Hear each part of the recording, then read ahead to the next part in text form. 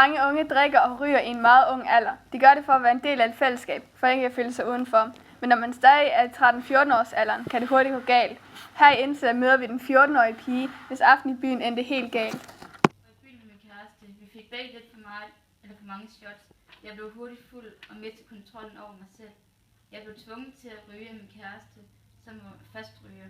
I dag er jeg også blevet fastryger, da jeg ikke kunne stoppe efter den aften. Jeg råder jer unge til at passe på jer selv og hinanden i byen. Jeg lød det fra Amalie Hansen, der nu arbejder på at komme af med sin afhængighed af cigaretter. Det dagligt går hun på afhængighedscenter i Nykøbing Falster.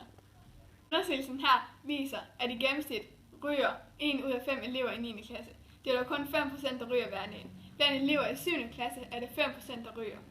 Tallene viser, at rygningen begynder at optage de unge, når de er omkring 13 år gamle. 20% af de danske unge har været fulde som 13-årige eller mindre.